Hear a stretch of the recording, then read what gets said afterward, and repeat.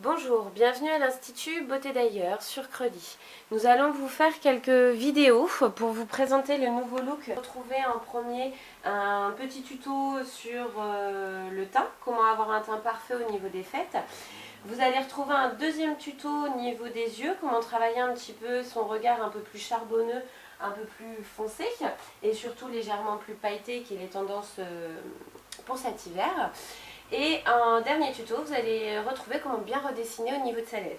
Donc Laurie me sert de modèle aujourd'hui pour vous présenter un ensemble au niveau du maquillage un petit peu plus soir où on relève légèrement un peu plus les yeux. Donc là, le tuto au niveau du teint. Donc il est important d'avoir un teint quand même bien nettoyé, hein. Sa crème de jour est indispensable aussi pour une bonne tenue. Là, nous allons commencer par appliquer en fait une base de maquillage. Donc précisément une base éclat. Hein. On cherche au niveau d'un maquillage soir à avoir un teint lumineux et surtout une bonne tenue de maquillage. Donc les bases de maquillage sont faites pour ça, on en retrouve différents. Là la base éclat en fait tout simplement à base d'huile d'abricot rapporte un côté lumineux au niveau du teint, un petit peu cet effet bonne mine ou petit soin du visage entre guillemets, ce côté coup d'éclat. Donc vous l'appliquez au pinceau, c'est assez important parce que ça s'applique en toute petite quantité, il ne faut vraiment pas en mettre de trop, hein. On ne veut pas faire boule de paillettes non plus. Donc vous l'appliquez avec un pinceau fond de teint sur l'ensemble de votre visage, toujours du centre vers l'extérieur, en petits mouvements. Voilà, pour faire bien pénétrer au niveau de la base. Et vous allez voir, ça va vous faire un petit effet en fait, surtout lumineux au niveau du teint. Et ça va permettre une bonne tenue du futur fond de teint. Donc soit fond de teint liquide ou compact, pour éviter des traces en fait, tout simplement, tout le long de la journée et de la soirée principalement. Donc là, au niveau d'aujourd'hui, on va vous présenter en fait le fond de teint compact. Donc le fond de teint compact, la différence c'est que c'est un fond de teint qui est un petit peu plus couvrant comparé à d'autres fonds de teint. L'avantage qu'il y a pour un maquillage soir, c'est que ça permet d'avoir un teint sans aucune imperfection. Il permet une couvrance un peu plus important, tout en gardant un côté quand même naturel au niveau du rendu. Vous pouvez l'appliquer avec ce qu'on appelle une éponge blender qui facilite vraiment en fait l'application de ce type de fond de teint. Donc pareil, ça ne s'applique pas non plus en grosse quantité. Hein. Si vous l'appliquez en grosse quantité, le problème qu'il va y avoir, c'est que vous allez vous retrouver avec un teint qui est faux, entre guillemets, hein, qui va être beaucoup trop épais. Donc le but vraiment, c'est bien de venir étirer un petit peu cette pâte sur l'ensemble de votre visage. Alors l'idéal, partez toujours du centre vers les extérieurs, hein. Et grâce à l'éponge blender, donc ça permet surtout de ne pas avoir de traces de pinceau.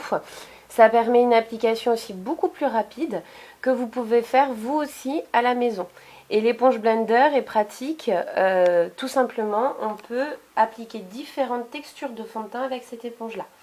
Donc là, on a un fond de teint compact, mais vous pourriez très bien utiliser un fond de teint fluide.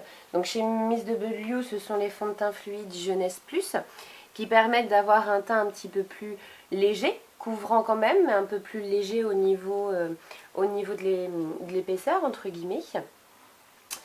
Et vous avez aussi ce qu'on appelle un petit peu plus la crème magique chez Miss W, qui est vraiment pour là un teint très très léger entre guillemets, hein. C'est une crème qui se colore au niveau de la peau. Donc pour un maquillage soir, elle est quand même déconseillée. La crème magique reste vraiment plus pour un maquillage, un petit effet juste relevé pour une journée, quoi. Au niveau du soir, on reste vraiment sur soit un fond de teint compact qui cache tous les défauts qui vous fait un teint très rapide, soit sur des fonds de teint Jeunesse Plus si vous voulez quelque chose d'un petit peu plus léger. Il est important de passer aussi au niveau de la paupière, hein, ce que je suis en train de faire. Tout simplement, vous évitez une démarcation au niveau de votre teint. Et ça va nous faire une bonne base aussi pour l'ombre à paupières, pour tout le travail sur les yeux qu'on va faire plus tard. Donc là, vous pouvez voir, hein, au niveau du teint, on n'a pas de délimitation. Il faut vraiment choisir son fond de teint au niveau de votre carnation de peau. Ça, c'est très important, hein. Le fond de teint, c'est pas plus foncé ou quoi que ce soit. pour pas faire faux. Alors il y a plusieurs possibilités. Soit l'anti-cerne, vous pouvez l'appliquer sous le fond de teint, ou vous pouvez l'appliquer après le fond de teint. Moi personnellement je préfère, tout simplement pour rajouter une touche de lumière. Là on va être quand même en maquillage soir, donc ce qui veut dire un maquillage assez foncé quand même. Donc j'aime bien rajouter un petit peu plus l'anti-cerne après mon fond de teint, pour déjà avoir légèrement mes points de lumière. Et l'anti-cerne, je l'applique autant sur le dessous que le dessus, hein, ce qui permet vraiment d'illuminer le point interne au niveau du regard, au niveau des yeux. Donc chez Miss W, les fonds de teint sont en texture pâte, donc ce qui permet vraiment une pénétration, une application beaucoup plus facile. On retrouve un peu cette texture un peu fond de teint, et l'avantage qu'il y a, c'est qu'elle s'applique très facilement. Donc vous la retravaillez légèrement avec l'éponge ou avec votre doigt, hein, selon les habitudes, pour ne pas avoir de traces.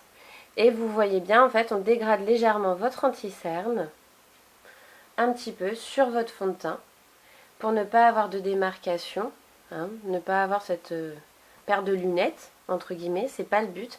Et l'anti-cerne doit être très bien choisi aussi. Vous avez une différence entre si vous voulez cacher des cernes ou si vous voulez cacher des poches. Donc ça, il est important de demander à une professionnelle, que vous soyez bien conseillé, parce que quelque chose de trop clair va faire une différence entre votre teint et ça ne mettra pas votre regard en valeur. Là, c'est vraiment un but de rapporter une touche de lumière, mais de ne pas faire de décalage entre vos yeux et votre teint. Pour finir au niveau du teint, on va venir travailler en fait avec la poudre de soie. Donc chez Miss W, c'est une poudre transparente. C'est vraiment pour apporter un côté matifiant au niveau du teint. Donc là, sachant qu'en plus on a un maquillage soir, ce qui veut dire que souvent il y a un côté un petit peu longue tenue, on s'est déjà maquillé dans la journée, on se redonne un petit effet bonne mine aussi, on retouche un peu notre maquillage avant de sortir. Donc là, le but vraiment, c'est de venir matifier au niveau du teint, avoir une longue tenue de son maquillage au niveau, pareil, au niveau du teint. Et si on danse ou quoi que ce soit, ça permet de ne pas briller. Il n'y a pas besoin d'en mettre beaucoup. La poudre est transparente, hein, c'est vraiment pour finir votre teint. Donc je l'applique avec un kabuki, un poil un petit peu plus serré, hein, c'est pas un pinceau poudre, c'est vraiment particulier le kabuki. Le kabuki permet en fait de bien écraser le pigment et de ne pas avoir besoin d'en mettre partout. Quand je dis de pas en mettre beaucoup plutôt. Donc au niveau de l'application, tout simplement vous faites des mouvements circulaires sur l'ensemble du visage, du centre vers les extérieurs, et on intensifie un petit peu plus sur la zone T qui transpire souvent un peu plus. Et vous n'hésitez pas non plus à bien poudrer la paupière, hein. On fait notre préparation pour notre maquillage par la suite. Hop là. Voilà. Donc là, on va avoir fini le teint d'une façon générale. Et un petit peu plus en particularité, on va venir travailler en fait notre teint avec ce qu'on appelle les highlighters. Donc en fait, ce sont un petit peu comme des blushs, entre guillemets, pour nous servir du contouring. Donc on peut le voir, en fait, il y a surtout un côté irisé qui est un petit peu plus important comparé à des blushs habituels.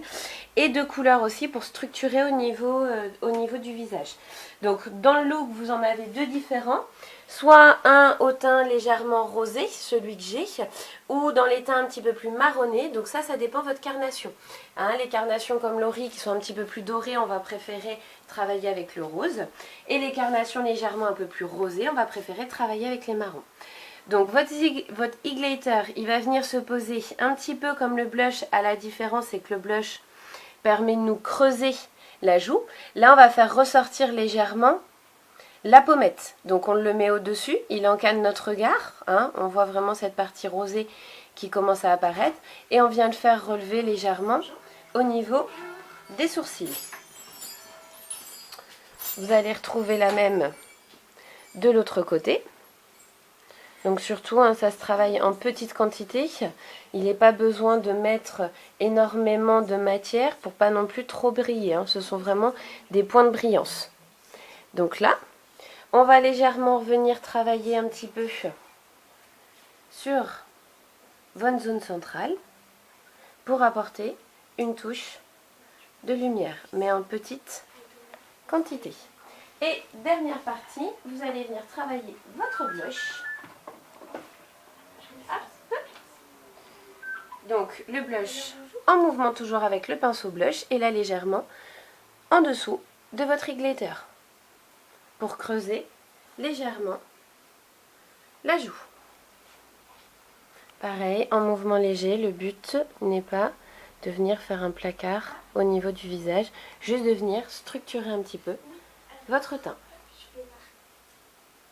Il est possible de venir apprendre à faire tout ça, le travail au niveau de votre teint, surtout avec le look Miss W pendant une animation que nous faisons au sein de l'Institut le mercredi 5 décembre et samedi 8 décembre.